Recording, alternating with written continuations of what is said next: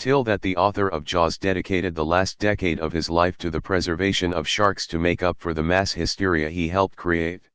Can confirm. He's was my cousin's grandpa. His wife Wendy, who is awesome by the way, still does activism and occasionally appears on Shark Week. He was a cool guy and had a giant white shark jaw in his house. I've always felt like the reaction to Jaws was a good example of how lack of exposure to someone or something makes it so much easier to be afraid of them. Take, for example, the Hitchcock movie *The Birds*. It's about birds going crazy and killing people. Scary premise, right? But people aren't generally terrified of flocks of birds attacking them. They don't get nervous when they see a bird flying in their yard. They even leave out food and shelter and water to attract more birds. Why did Jaws make everyone afraid of sharks, but the birds didn't make us all afraid of birds?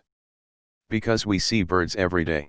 We know how they usually behave and we recognize that they're not behaving normally in the movie. So while the birds in the movie may be scary, normal birds aren't. On the other hand, we never see sharks. We don't know that the shark in Jaws is acting just as crazy as the birds in the birds because we don't know what typical shark behavior looks like. We think the shark in Jaws is behaving like a typical shark and so we should be afraid of all sharks. We think that sharks are the villain of the movie, not one shark that's acting way out of the ordinary for a shark. We can watch the birds and know it's just a scary premise and not typical bird behavior because we're around birds all the time. We watch Jaws and our lack of interactions with sharks makes us think sharks in general are scary. Basically, if we were around sharks as much as we're around birds, we'd know that Jaws was off his rocker and not be such dicks to all the sharks in the ocean. Longer than that I thought, but yet he has said more than once he wished he never wrote that novel. Grew up in FLA, never afraid of anything in our waters, then I saw this as a kid and it FD'd me up lol. I wouldn't even put my toe in the water. Took a long time to get over it. Now all these years later I'm back to freaking out tourists by telling them oh yeah, sharks are all around you while you're swimming and then show them some aerial photos of them prowling the beaches full of swimmers. I watched Jaws when I was a very young kid and was so terrified that I avoided pools and beaches and even asked why we haven't killed every shark yet. That movie scarred me for a few years. Unfortunately can confirm this. As a full-time scuba instructor, I can attest to this. Aside from running out of air, usually the first thing people ask about is sharks. However, I am thankful to say that in the recent years where Attenborough has dominated, I feel it having a positive impact. My 2 cents thumbs up. Peter Benchley was a real one. I think it's ironic that A, the book really wasn't that good and B, the movie drove most of the issues, not the book. The book was a hit, don't get me wrong, but that scene of the girl in the dark getting pulled left to right by the shark before disappearing, that's what caused the hysteria. Also technically it's based on a historic event. https://www. Smithsonianmag.com/history/the shark attacks that were the inspiration for Jaws 152202660/. Meanwhile Spielberg spent his energy making bigger boats.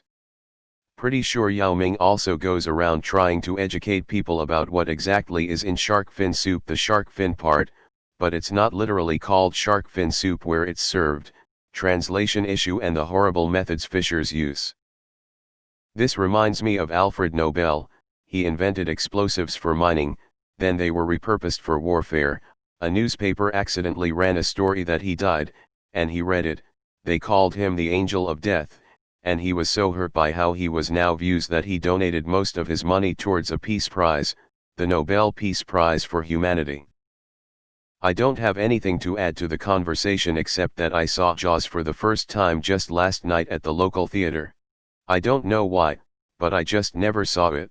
When I saw that it was playing, I figured it would have to be better on a big screen than at home. People need to understand how probabilities work. You're more likely to slip and fall and die in the shower than be eaten by a shark.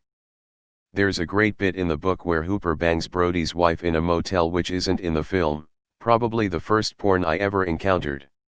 Spielberg did way more damage by adapting it to a film, and he had a lot more social influence, yet he didn't give a shit. Good. Many people used that movie to hunt and kill sharks that pose no threat to humans. I read his book, Shark Trouble, True Stories and Lessons from the Sea, as a kid and really enjoyed it. I remember a particularly mesmerizing experience he recounts where he rides a giant mantis ray. This is like how the creator of the cotton gin actually created it to help slaves, and he spent the rest of his life being anti-slavery. He didn't create mass hysteria, he helped with mass awareness.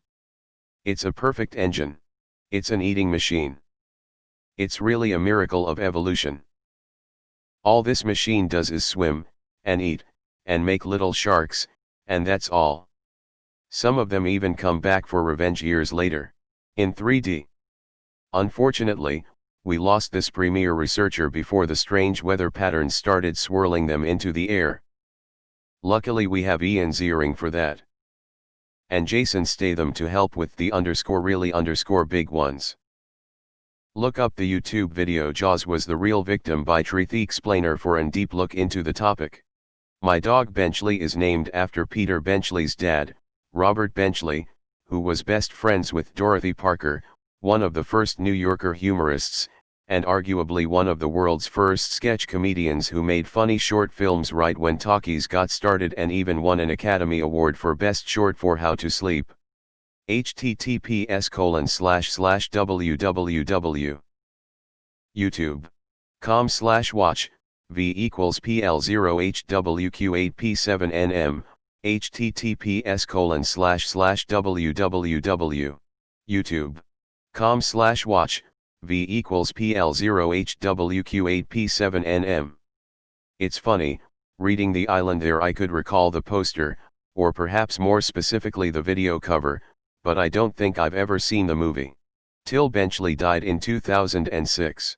Own up, who was terrified of water after watching Jaws as a kid. Nurse sharks are really amazing. The only shark you gotta worry is the bull shark, every other attack is accidents. Major media conglomerates should do the same. Were people not scared of sharks before Jaws was released?